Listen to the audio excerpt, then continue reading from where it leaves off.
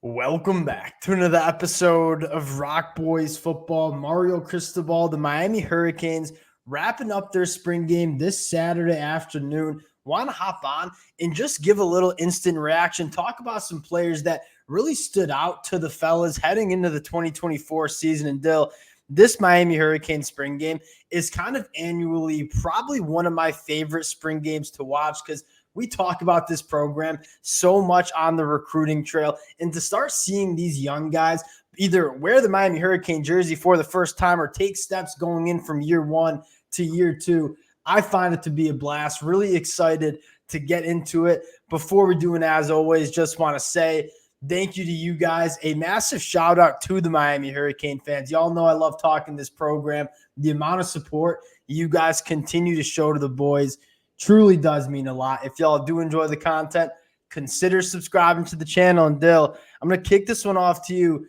Starting on the offensive side of the football, the one player that really stood out to you this afternoon. You know what? I'm not even sure how much they're going to use him this year, but Markel Bell at left tackle, I thought looked awesome. I mean, in terms of handling some really good players on the opposing side, I mean, big physical guy. When he got his hands on guys, they didn't really give up much. And again, we kind of talk Miami filling out their team and being kind of led from physicality through their offensive line. I mean, he's one of those guys coming. I didn't really expect much from him this year necessarily, but I thought he looked awesome today. Markel Bell lining up to Cristobal, Luke Cristobal, it was all-time funny because you got Markel Bell, 6'8", Luke Cristobal, not the biggest. I'm totally with you. Markel Bell really stood out. I'm going to go with a little bit of a different direction. That's my guy, Isaiah Horton, who we've talked about at length. Does Miami need to add a wide receiver in the transfer portal? If they did need to add one, it was going to be one of those big bodies that could work down the field. I think we saw Isaiah Horton can be that guy for the Hurricanes in that pass-catching group. Dill, kind of segueing into what we saw with this passing attack, Cam Ward, Xavier Restrepo.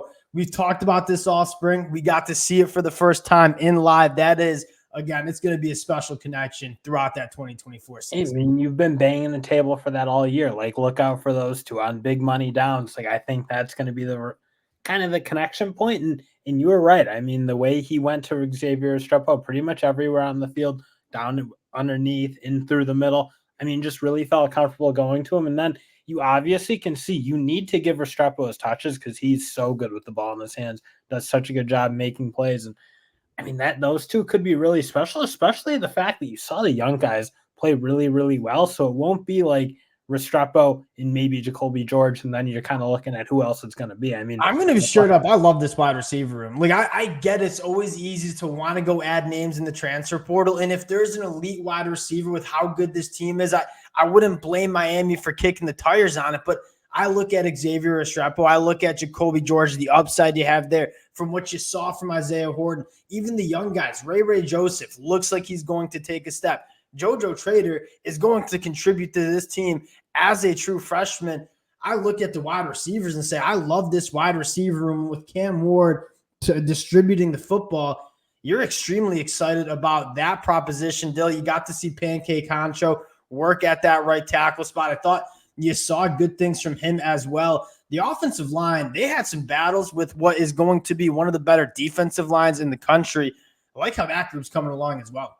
I mean, I was really impressed with the physicality on both sides. I mean, just like you saw, like big, like just playing it, it looked like a real football game. We're kind of watching some of these other spring games, and it's like, oh, things look in slow motion, not a ton of physicality up front. I mean, both sides of the line really battling. I mean, knocking their heads back and forth.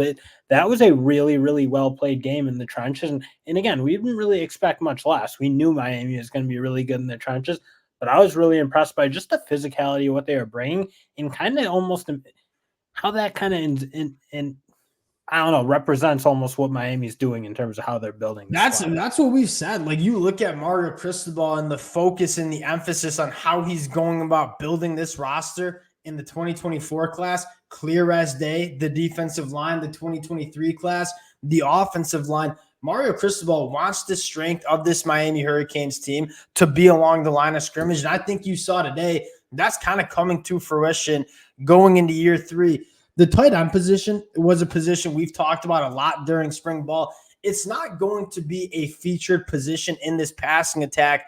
Riley Williams came up with some nice plays, really excited about the upside. I want to get into the last conversation that we've been going back and forth with the Miami Hurricane fans the last couple of weeks. Still, that is that running back position. I'm going to ask you a simple question. Do you think Miami needs to go to the portal to address that spot? I really think they probably should, just because I think they need to add another guy who can bring them what Mark Fletcher brings, especially given that you don't know about Mark Fletcher's health.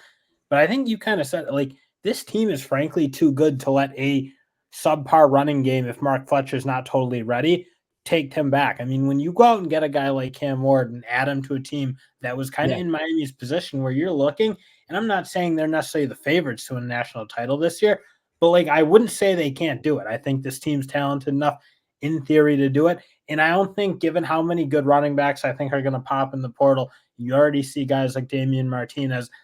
I mean, you get a guy who just can run the ball a little bit more physically, because you kind of look behind Mark Fletcher.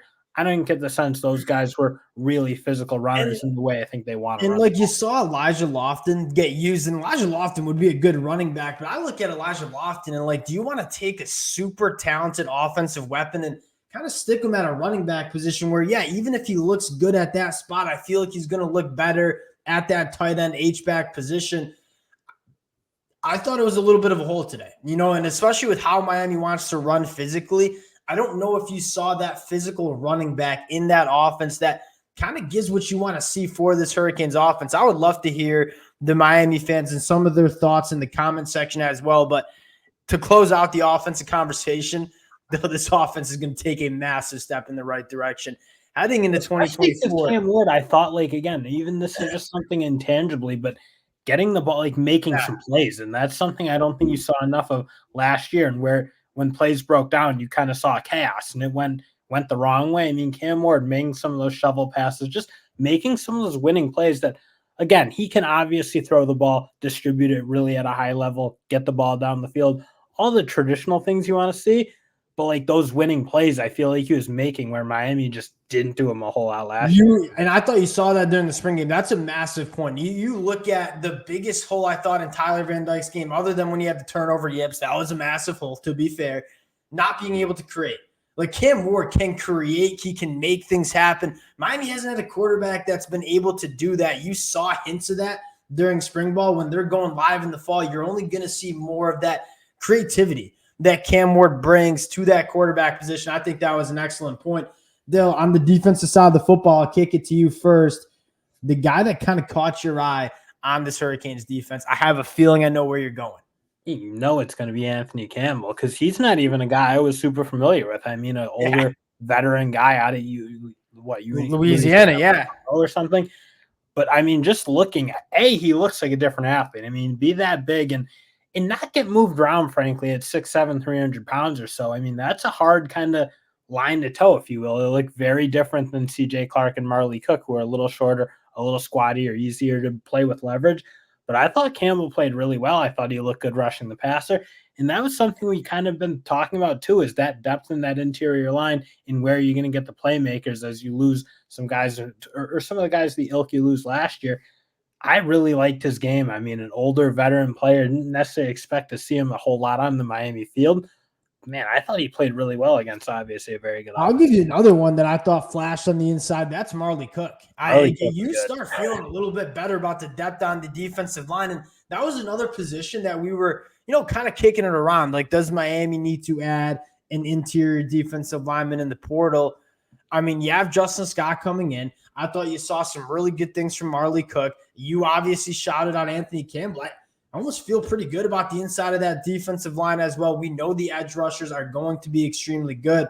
I'm going to go to Bobby Pruitt, the true freshman linebacker from the state of Alabama. He was flying around the football field, making multiple plays. Is he going to be a starter for Miami? No, Wesley Bassane and Kiko Maui, no, they have that locked down. We were talking about what does the depth look like behind those linebackers. I took some heat taking Florida's linebacker room over Miami's. I might go back and take Miami's after seeing some of those guys in Cam Pruitt play some really good football for the Hurricanes on Saturday afternoon here. And that'll be an interesting thing to kind of play with in terms of how they use some of those guys and whether they can get all three on the field at times together, depending on what team they're playing and what personnel they want to run.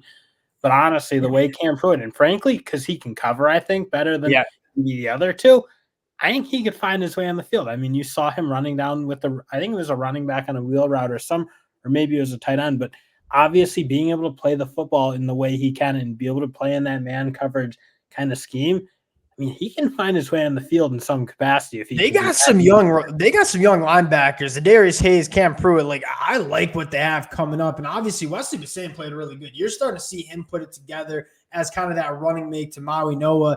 You feel good about the front seven of this Hurricanes defense. Now, going to the back end, this was probably the position that we had the biggest question marks about for this Hurricanes defense. I'm not going to say they won the day. They're going up against the passing attack. That is very, very good. But Dill, I thought it wasn't – if you read the spring practice notes, you kind of thought this was going to be a buzzsaw kind of situation. I thought they were pretty competitive at times in that secondary. They still probably need to add some bodies. I didn't think it was as bad as I think some people expected it to be during the spring game. Oh, and I thought some guys played really well. I mean, Daryl Porter Jr., you've been saying he's their stalwart. He looked really, really good, I thought. And then you even look at Michelle Powell, who, again, we kind of had some reservations, I think, from his time at Washington, where I don't think he had a great season in 2023. But man, today I thought he looked really good, looked big, physical, and kind of what you want to see. And in that safety nickel hybrid role he's going to play, but I thought he played well. Looked like he could run with guys down the field a little better than I thought he could. I mean, that was big to see him play good football because he looks a little bit different. Sorry to interrupt you. Like, Misha, I didn't realize he was that physically imposing coming from Washington. I don't know if it was the angle of the game. He looked really solid from a physical standpoint until he's going up against probably the toughest matchup, right? Cam Ward, Xavier Restrepo, that's probably the best quarterback, slot wide receiver combination that you'll see. He works against them every day in practice, right? So when you step on the field in 2024, it's going to get a little bit easier. Zaquan Patterson, from a physicality standpoint, looks the part. Jadias Richard, the missed tackle hurt, right? Giving up that chunk run to Xavier Restrepo. You saw good things at time. You had Demetrius Feeney with the pick six. The way I look at it is you still want to make sure that you feel good from a number standpoint in that back end, but I don't think Miami's as desperate as you thought they were in terms of adding defensive backs. You're probably still going to add some, but I think you feel pretty good, Dill, after watching that spring game outside of the secondary where we expect Miami to make some moves. Any other positions that you think Miami should be pursuing in the transfer portal? No, I think you kind of said it. Frankly, I think maybe a running back, a bigger physical running back to kind of give them what Mark Butcher has. And you're probably right. I think they could, just because how young they are in that secondary and how much limited proven talent I think you have to an extent. But even then, I don't think you're totally uncomfortable. The one position I really think I'd like to see them add is running back. I think it'd be nice to add a secondary piece for sure, but I think they could go in and do fine. I think their young talent's good enough to carry it, and not carry it to being one of the better units, but combining with a really good front seven, I think they could do okay. Yeah, that's my take is you have such a good team. And if you feel like you're one or two players away from really filling in those holes, go make it happen, right? You brought in Cam Ward. You really are pushing your chips in. Go make it happen. We'll talk about it as some names hit the transfer portal early next week. But Dill, I thought some really encouraging stuff from this Miami Hurricanes team. It solidifies how I feel about this program heading into 2024. The boys are fired up. Appreciate you guys rocking with it again. If y'all do enjoy the content, consider subscribing to the channel, and we'll talk to y'all later.